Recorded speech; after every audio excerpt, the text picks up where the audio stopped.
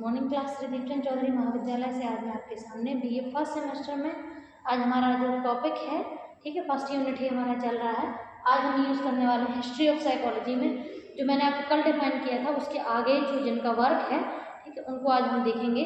ठीक है, इसमें वैसे वर्क तो बहुत सारे लोगों का है हिस्ट्री में, ठीक, लेकिन हम लोग सबको नहीं पढ़ रहे हैं, बहुत कम लोगों को जिनका मेन वर्क हमको लेके चल रहा है। ठीक है, तो इसमें आज हम जो देखेंगे वो देखेंगे रेने देकार्ते को। ठीक है, रेने देकार्ते जो हैं उनका जो वर्क है वो 1637 शताब्दी का है। ठीक है, तो इस समय इन्होंने, अगर इनके हम वर्क को देखें तो इनका आपने कभी गूगल पे इमेज सर्च किया हो तो इनकी एक इमेज आती है इनके वर्क के नाम से।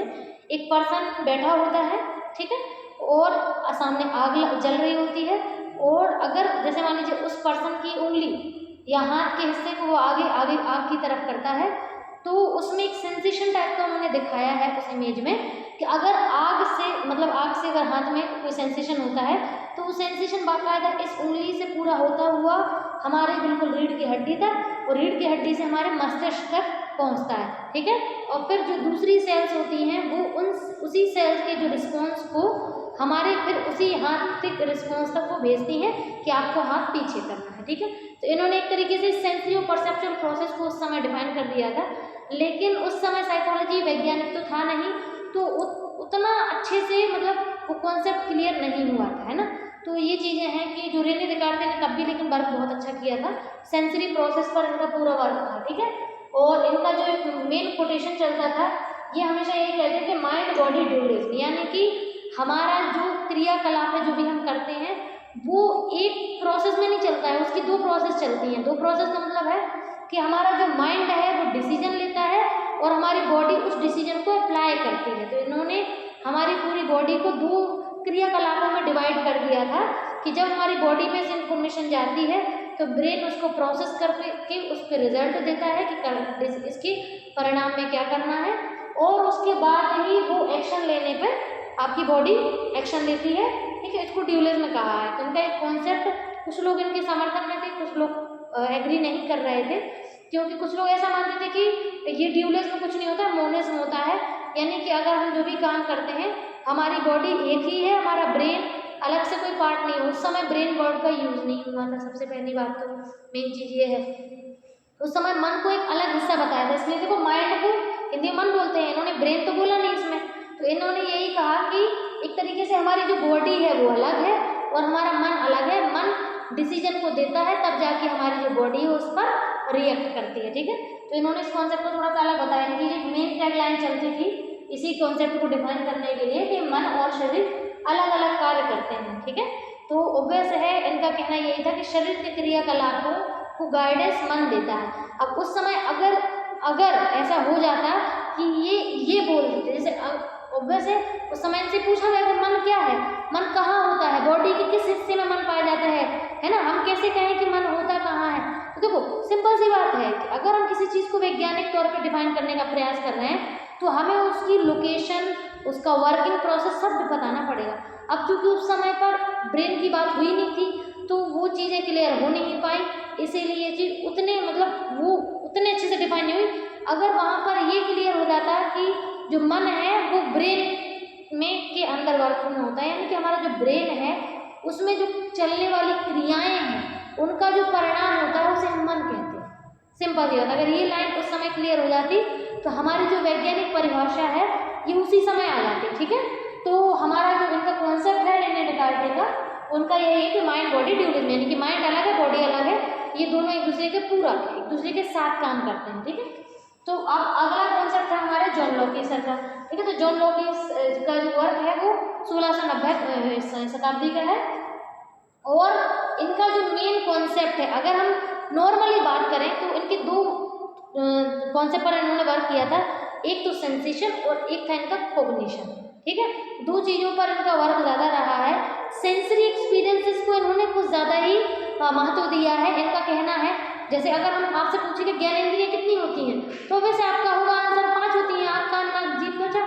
ठीक है, तो जो आँख, कान, नाक, जीभ, त्वचा है वो ज्ञानेंद्रियाँ होती हैं, यानी कि सेंसरी ऑर्गेन। ठीक है, तो सेंसरी ऑर्गेन के थ्रू जो एक्सपीरियंस हमें मिलते हैं, यानी कि जो भी हम देख रहे हैं, जैसे इस समय आप जो वीडियो ये देखेंगे तो वीडियो देखते समय जो आपको मेरी आवाज़ सुनाई आ रही है, तो यानी कि एक सेंसरी ऑर्गन हमारा कान वर्क कर रहा है और आप मुझे देख रहे होंगे तो आप एक सेंसरी ऑर्गन यानी कि आई वर्क कर रही है, ठीक है। ये अपने अपने ब्रेन एरिया में इंफॉर्मेशन देंगी, उस पर वर्क होगा और फिर उसका रिजल्ट निकलेगा। तो जो सेंसरी एक्सपीरियंस आपका ऑर्गन तक पहुंचेगा तब जब आपके सेंसरी ऑर्गन वर्क करेंगे।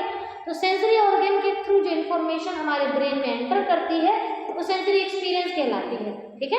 यानी कि जैसे अब आप इस क्लास को पढ़ने के बाद आपको जो भी चीज़ें समझ में आएंगी, जो डाउट लगेंगे कि आपको इनका कॉन्सेप्ट नहीं समझ में आएगा, तो वो आप आया है तो आप वो चीज़ क्लियर आपको हो जाएगी। तो कहीं ना कहीं आपको सेंसरी एक्सपीरियंस हुआ है, ठीक है।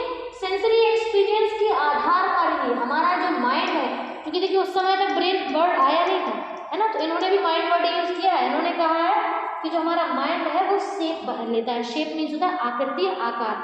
जैसे कोई भी चीज़ बनने के पीछे कोई कारण होता है ना, कि उस चीज़ का निर्माण किन तत्वों से हुआ, तो जो तत्व है वो सेंसरी एक्सपीरियंस है, यानी कि आँख, कान, नाक, जीभ और त्वचा, इनसे जो भी सेंसेशन हमारे ब्रेन को मिलते हैं, ब्रेन उन सेंसरी एक्सपीरियंस को कंबाइन करता है और एक उसका रिजल्ट बनाता है, जिसको हम लोग एक तरीके से माइंड कहते हैं, ठीक है। तो माइंड का जो शेप है वो सेंसरी एक्सपीरियंस से बनता है। जैसे सिंपल सी बात है, आपसे कोई पूछे कि आज बताओ क्या करने का मन है, तो आप अपना पूरा मन बताओगे, तो कैसे बताया? वो यही कह रहे हैं कि आपका मन जो था, माइंड, वो आपने कैसे सोचा कि आपको ऐसा करना है, तो वैसे वो सेंसरी एक्सपीरियंस से जैसा उनको सेंसरी एक्सपीरियंस हो रहा था उसी के अकॉर्डिंग उन्होंने अपने एक्सपीरियंसेस को डिफाइन किया, ठीक है। आगे हमारा लास्ट जो है वो है विलियम वुंट। देखिए इनको तो आपको बहुत ज़्यादा डीप में पढ़ना पड़ेगा, ठीक है। तो हाँ सॉरी, मैं इसमें एक कॉन्सेप्ट आपको डिफाइन करना भूल गई। इसमें देखिए जो जॉन लॉकी थे उन्होंने एक बहुत ही सुंदर वर्ड दिया था, उसका नाम था टेब्यूलर राशा।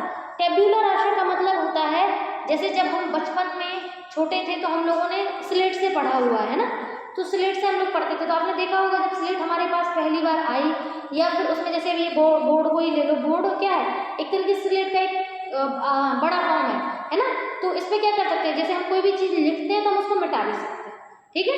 तो टेब्यूलर राशा का सिंपल सा मतलब इन्होंने बताया था। टेब्यूलर राशा को हिंदी में अगर ट्रांसलेट करोगे तो उसमें लिखा आएगा खाली स्लेट। तो खाली स्लेट का मतलब होता है कि इनका ये सिंपल सा मतलब था कहना कि जो भी व्यक्ति पैदा होता है, पैदा होने के साथ उसके पास कोई भी अनुभव नहीं होते हैं, और जितने भी अनुभव वो बनाता है वो खुद से बनाता है। यानी कि एक इंसान जो पैदा होता है वो खाली स्लेट की तरह होता है, उस पर जो कुछ लिखा जाएगा वो खुद लिखेगा कि उसको क्या क्या अनुभव अपने बनाने हैं, ठीक है। ऐसा इसका कहना था। अब अगर हम बात करें, जैसे अरस्तु को मैंने आपको कल बताया था, जैसे अरस्तु का भी ये कॉन्सेप्ट था, अरस्तु BC के टाइम के थे। तो अगर हम अरस्तु की बात करें तो अरस्तु ने भी सेम ऐसे ही कॉन्सेप्ट कहा था। एक तरीके से टेब्यूलर राशा जो है वो उनकी थ्योरी से इन्होंने इंस्पायर होकर लिखा था। जैसे अरस्तु मानते थे कि हमारे पास कोई भी अनुभव पहले से नहीं होता है, ना कोई ज्ञान होता है, हम जो ज्ञान हम बनाते हैं वो खुद से बनाते हैं, इसी प्रकृति में रह करके अनुभवों को बना करके अपने अंदर इकट्ठा करके अनुभवों को, और हमने अपने एक्सपीरियंसेस उसको बनाते हैं। तो उसी कॉन्सेप्ट को लेकर के इन्होंने टेब्यूलर राशा बढ़ दिया था। एक तरीके से उसी कॉन्सेप्ट को फॉलो किया है उन्होंने बताया था कि एक इंसान खाली स्लेट की तरह होता है और हर कॉन्सेप्ट को वो खुद से लिखता है, हर एक्सपीरियंस को वो खुद बनाता है, ठीक है। तो ये इनका कॉन्सेप्ट था। तो आप कभी भी अगर कहीं कोई क्वेश्चन में पढ़ लो कि टेब्यूलर राशा वर्ड किसने दिया है, तो आपको नाम याद होना चाहिए, जॉन लॉकी ने, ठीक है। और अगर माइंड बॉडी रिलेशन वर्ड की बात करें, क्योंकि ये इनका लैंडमार्क वर्ड है बेटा, जो इनकी थ्योरी को ऑलरेडी डिफाइन कर देता है, ठीक है। तो माइंड बॉडी रिलेशन किसने दिया है, रेने डेकार्ट ने। अगर कोई आपसे बात करे कॉन्शियसनेस वर्ड जो है किसने सबसे पहले यूज किया था, इंट्रोस्पेक्शन किसने यूज किया था, तो ऑब्वियस है विलियम वुंट ने, ठीक है। तो ये था। तो अब हम इसमें विलियम वुंट के बारे में बताने जा रहे थे कि विलियम वुंट जो है इनको हम फादर ऑफ साइकोलॉजी कहते हैं, ठीक है। क्यों कहते हैं, कारण ये है कि मनोविज्ञान की पहली वैज्ञानिक परिभाषा और सबसे पहली वैज्ञानिक साइकोलॉजिकल लेबोरेटरी यानी कि प्रयोगशाला किसने खोली थी, विलियम वुंट ने, ठीक है। तो विलियम वुंट ने लिप्जिंग, जो कि जर्मनी देश में आता है, एक शहर है लिप्जिंग, वहाँ पर इन्होंने एक सार्वजनिक प्रयोगशाला बनाई थी मनोविज्ञान की, जिसमें देश में या दुनिया में जितने भी मनोवैज्ञानिक हैं जो मनोविज्ञान को डिफाइन करने की कोशिश कर रहे हैं वो वहाँ पे जाके वर्क कर सकते थे, ठीक है। तो इन्होंने प्रयोगशाला बनाई थी कौन से सन में, सन 1879 में। और पहली डेफिनेशन जो दी थी, है ना, कि introspection reveals consciousness mental process, है ना, कॉन्शियस मेंटल प्रोसेस। तो ये सब 1879 का वर्क है। इसीलिए अगर आपसे कोई पूछे कि मनोविज्ञान का जन्म तो आपको पता होना चाहिए कि जो डेट ऑफ बर्थ या फिर जो बर्थ है ना, वो 1879 है। साइकोलॉजी का बर्थ 1879 है।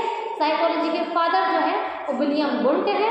ठीक है, क्यों है? क्योंकि उन्होंने एक प्रयोगशाला का निर्माण किया था और सबसे पहली वैज्ञानिक परिभाषा भी मनोविज्ञान की इन्होंने दी। ठीक है, हालांकि इनके आसपास भी कई सारे लोग वर्क कर रहे थे, जैसे कि विलियम क्या बोलते हैं, जेम्स हो गए, है ना। लेकिन जेम्स का जो वर्क था वो उतना पब्लिक मतलब लोगों के बीच में नहीं आ पाया था। इनका वर्क पहले आया था, इसीलिए इनको फादर ऑफ साइकोलॉजी बना दिया गया। ठीक है, अब अगर हम बात करें तो इन्होंने कॉन्सेप्ट क्या दिया है, तो देखिए कॉन्सेप्ट इनका है कि जो इंट्रोस्पेक्शन है, इंट्रोस्पेक्शन एक मेथड होती, विधि होती है ना, जो रिवील करती है। रिवील मीन्स खोजना, किस चीज़ को खोजती है ना, कॉन्शियस मेंटल प्रोसेस, यानी कि हिंदी में उन्होंने दिया है कि अंतर्दर्शन से चेतन मानसिक क्रियाएं प्रकट होती हैं। अंतर्दर्शन का मतलब या इंट्रोस्पेक्शन उसी का इंग्लिश वर्ड है। इसका मतलब होता है कि हम अपने मन के अंदर झांक करके देखें, हम सोचें कि हम क्या समझते हैं, है ना, हम क्या करना चाहते हैं, हमने किसी भी चीज़ों के प्रति क्या क्या अनुभव सेव किए हैं, क्या क्या अनुभव हमारे पास हैं।